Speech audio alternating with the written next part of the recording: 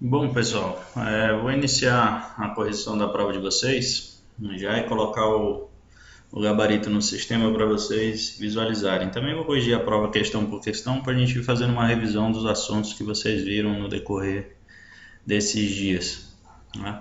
Só explicar um quesito, aqui no sistema, para o lançamento de notas, a composição das notas do primeiro bimestre foram os seguintes: 5 pontos sobre o somatório das atividades no sistema. Como a gente não teve tempo de fazer muita coisa em sala de aula, as atividades no sistema e alguns trabalhinhos que tem no próprio sistema, que são compensatórios, são geradas notas automáticas. Então, dentro dos desafios, da leitura do sistema, dos exercícios avaliativos que tem em cada material que vocês vão lendo, ao final da leitura de todos, ele faz um somatório e disponibiliza uma média. Então essa média é lançada aqui nessa primeira média de 5 pontos. A segunda média é a média da avaliação. Então eu tenho uma prova com 10 perguntas, cada uma valendo meio ponto que vocês fizeram, e ela vale 5 pontos. Então a média do primeiro bimestre é o somatório desses 5 pontos dos exercícios, do sistema, de todo o conteúdo que foi colocado lá, mais a avaliação que vocês fizeram. No segundo bimestre vocês têm uma avaliação valendo 10 pontos. Então, em cima desse conteúdo que a gente vai continuar vendo aqui, vocês vão fazer uma avaliação com 10 pontos. Então, o somatório dessa média mais essa média aqui dividido por 2, vocês vão ter uma média final. Se essa média final for acima de 7, beleza, tchau, obrigado. Se for abaixo de 7, vão para exame, e aí a nota do exame vai apagar todas as outras aqui, vocês têm que tirar uma média acima de 6, certo?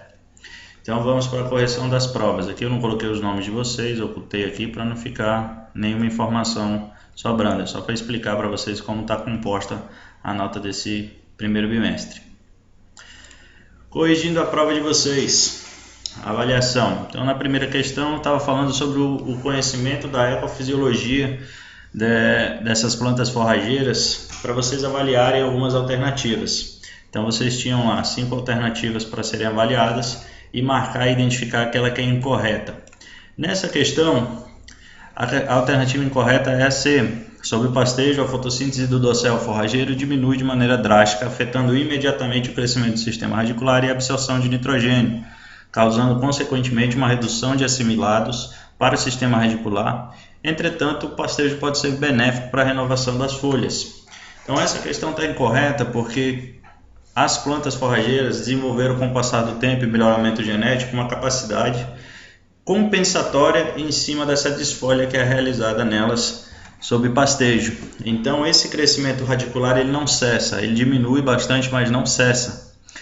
E a absorção de nitrogênio nessa hora de desfolha, ela é intensificada principalmente pela ativação das folhas baixeiras da planta para fotossíntese. Então essas plantas que sobraram na desfolha vão compensar realizando fotossíntese e continuando a absorção de nitrogênio ou translocando esses elementos que são móveis das partes que funcionam como reservas dessas plantas.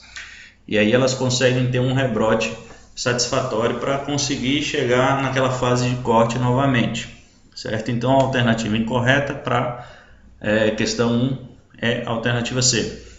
Na questão 2 eu coloquei para vocês analisarem os dados e identificar a alternativa que não corresponde a prejuízos causados pela utilização do fogo no manejo de pastagens.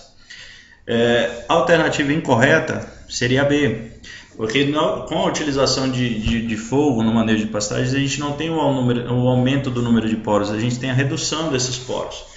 Porque o que mantém esses poros ativos no solo, principalmente, é o conteúdo de água, que é disponível principalmente nos microporos, que são responsáveis pelo aumento do armazenamento dessa água disponível. Quando eu tenho a evaporação dessa água pela utilização do fogo, eu tenho uma redução desses poros, porque esses poros ficam vazios e esse solo vai rearranjar, principalmente com o tráfego de animais em cima, vai rearranjar essas partículas e vai aumentar a compactação. Então, consequentemente, se eu tenho aumento de compactação, eu tenho redução do número de poros e não o aumento do número de poros. Então, por conta desse primeiro item aqui, essa alternativa está incorreta. Na questão 3, eu coloquei que um dos fatores de manejo que mais afeta a persistência dessas pastagens é a pressão de pastejo, que é expressa na prática como lotação animal. E aí eu pedi para vocês escolherem uma alternativa que discriminasse o que é lotação animal, que correspondesse à lotação animal. Então, quando eu falo em lotação animal, eu falo no número de animais por unidade de área. Então, eu tenho uma determinada área e o número de animais que eu consigo colocar de maneira satisfatória nessa área e que essa área atenda às exigências nutricionais desses animais é denominado como lotação animal. É a capacidade máxima que eu tenho de colocar animais por área. Em relação ao pastejo contínuo, que é o método mais simples e mais utilizado no Brasil, onde os animais permanecem na área por um grande período de tempo, já o pastejo rotacionado é aquele em que ocorre a mudança dos animais dentro de uma área subdividida em piquetes menores. Então, de acordo com os conhecimentos de vocês, assinalem a alternativa que apresenta uma prática que não corresponde a uma característica de manejo no pastejo rotacionado. No pastejo rotacionado, eu tenho uma manutenção constante da fertilidade. Eu tenho também uma atenção à altura de plantas forrageiras na entrada e na saída dos animais. Então, eles vão entrar com uma altura específica e vão sair com uma altura específica. Eu tenho uma roçagem constante, porque essas plantas que não foram pastejadas precisam ficar em homogeneidade lá dentro, elas precisam ficar iguais para o meu estande forrageiro manter sempre a mesma qualidade.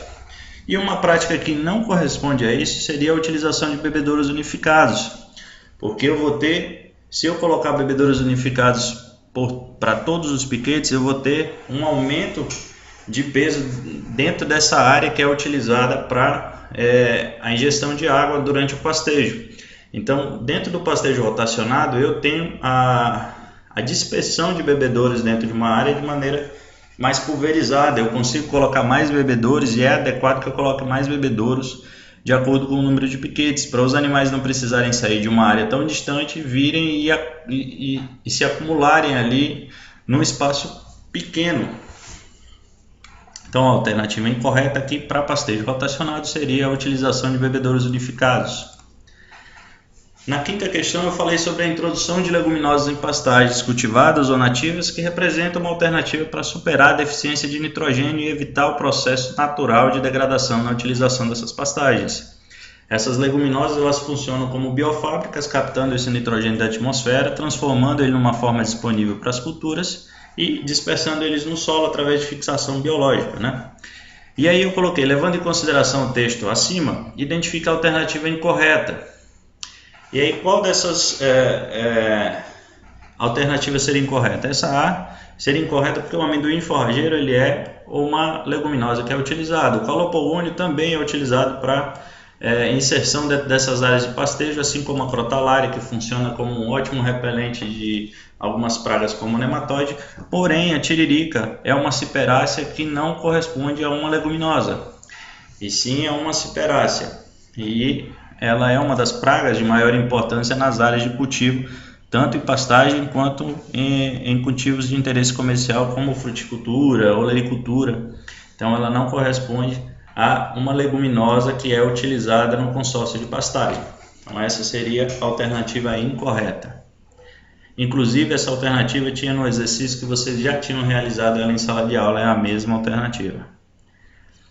Na questão 6, eu coloquei algumas informações sobre silagem, porque no material do portal de vocês tinha falando sobre o processo de armazenagem e utilização de alimentos concentrados e que são armazenados de algumas formas. Então, eu coloquei para vocês analisarem as alternativas abaixo e identificar aquela que tinha inconformidades. Na alternativa B, discrimina que as culturas destinadas à ensilagem exigem menores cuidados com a fertilidade do solo. Isso é uma informação incorreta. As culturas que são destinadas a esse processo de armazenamento por ensilagem, elas exigem até mais cuidados em relação às pastagens que são utilizadas para consumo in natura. Então exige sim, quando você planta milho, por exemplo, para armazenar ele na forma de silagem, você precisa seguir uma adubação correta, uma calagem de solo, porque você não vai ter uma produtividade esperada e que você precisa daquela qualidade para conseguir armazenar aquele material, e quando ele estiver pronto após o processo de ensilagem, fornecer aquele alimento com a menor perda de qualidade nutricional possível na alimentação. Então, para a questão 6, a alternativa incorreta seria a alternativa B.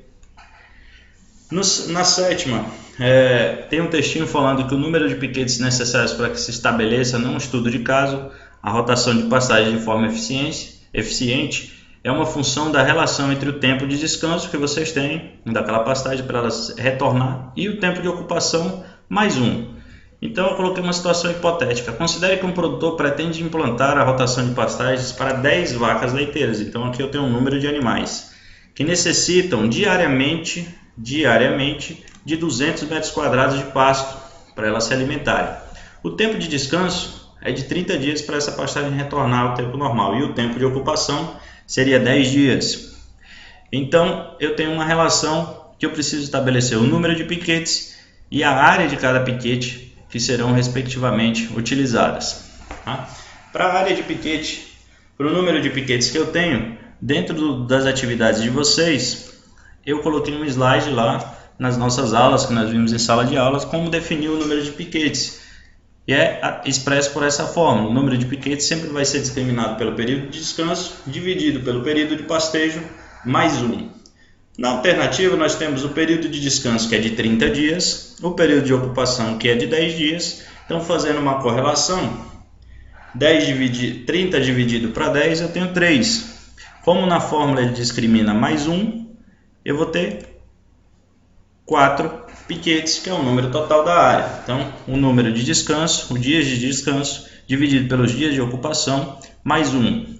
Então, o número de piquetes vai ser 4. No caso da área dos piquetes, eu tenho 10 animais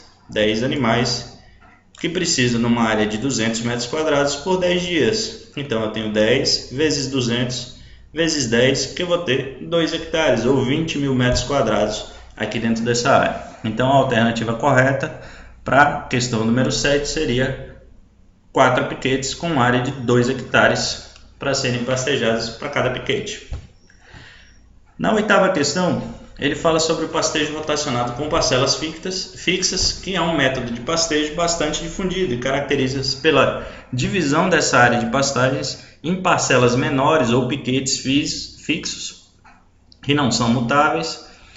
Nesses piquetes, os animais entram quando há um volume de forragem significativo e são posteriormente retirados quando a gente tem uma queda na quantidade dessa forragem ou que ela atinge um limite inferior.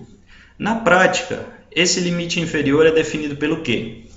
Então, nessa questão, o limite inferior das pastagens é definido pelo índice de área foliar das espécies forrageiras. No índice de área foliar, ele vai levar em consideração a altura dessas pastagens e o volume de material que é produzido por metro quadrado. Então, se o meu quantitativo por metro quadrado de área foliar for suficiente para alimentar aqueles animais que estão ali, esses animais vão permanecer na área. Se ele já tiver atingido o tamanho máximo, o porte máximo de desfolha dele, ou a redução significativa do índice de área foliar dessas espécies, eu vou retirar os animais dali, porque está na hora de sair. Então aqui em cima vocês viram que há uma relação de necessidade de pasto por metro quadrado para cada animal que está se alimentando. Então essa necessidade aqui definida por 200 metros quadrados é levando em consideração o índice de área foliar dessas espécies forrageiras que são utilizadas, ou quanto por metro quadrado e volume em peso que eu tenho nessa pastagem ali naquele determinado momento. Na alternativa 9, eu falei sobre um pouco de consórcios, né? Então, se pensarmos na integração de atividades ou no consórcio, na junção de algumas atividades, existem inúmeras ofertas tecnológicas aplicáveis à integração, principalmente essa parte de lavoura-pecuária, que além de serem vantajosas ao sistema produtivo, proporcionam uma melhora em quesitos de fertilidade e conservação do solo. Então, eu estou utilizando espécies diferentes que atendem a um interesse comercial e, por tabela, ainda me fornecem alguns nutrientes. Então, eu tenho uma correção diferenciada para a cultura da soja, para a cultura do milho, para cultivo de pastagens. Então, a minha integração dentro dessa área vai favorecer o abastecimento das reservas do solo de diferentes proporções de nutrientes. Então eu coloquei algumas situações hipotéticas para vocês identificarem aquelas que não condizem com sistemas de integração. Nesse caso, a alternativa correta seria a B. Hoje não existe, comercialmente falando, integração em consórcio de arroz, que é uma gramínea, com braquiária, que é outra gramínea. Elas têm o mesmo porte, a mesma velocidade de desenvolvimento, então não é comum, não é usual se trabalhar com a integração desses dois sistemas. A colheita vai ser muito complicada se você tiver uma infestação de braquiárias numa área de arroz ou vice-versa. Geralmente as áreas de cultivo de arroz têm um solo que é diferenciado, um solo que tem um teor de umidade maior, tirando o arroz que é cultivado em sequeiro. A maioria do consórcio de arroz hoje vai para a várzea, e essa condição não favorece o desenvolvimento de maneira produtiva de espécies de braquiárias ali dentro. Então a alternativa que não condiz com o sistema de integração comercial favorável é essa daqui. Na questão 10, eu falei sobre um pouco da introdução do sistema silvopastoril em algumas áreas, e eu pedi para vocês analisarem as questões e verificar aquela que é incorreta. Na alternativa B, diz o seguinte, que uma maneira de aumentar a biomassa e a diversidade vegetal em um sistema de produção animal é a utilização do silvopastoralismo.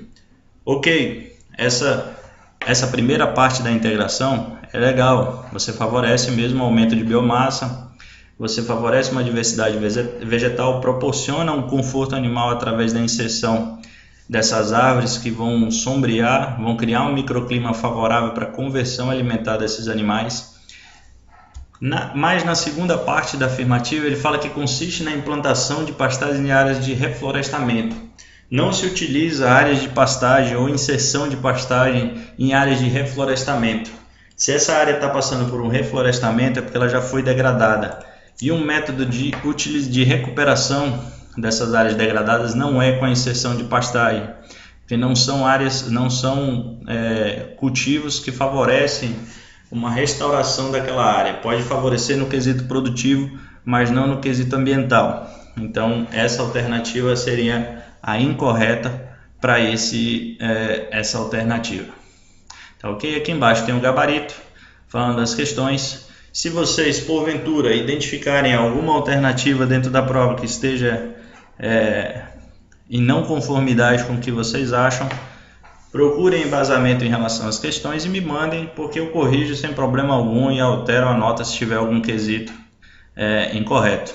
Nesse segundo bimestre eu vou estar trabalhando com alguns outros materiais com vocês e a gente vai seguindo, tirando as dúvidas que forem surgindo, certo? Forte abraço para vocês e analisem as questões da prova, leiam. Se tiverem dúvida, me perguntem, mandem suas sugestões, pode ser pelo WhatsApp, podem formalizar um documento com as dúvidas de vocês, seja no Word aqui, um questionário que eu respondo, faço um vídeo comentado para vocês sobre essas questões que vocês viram aí. Tá ok?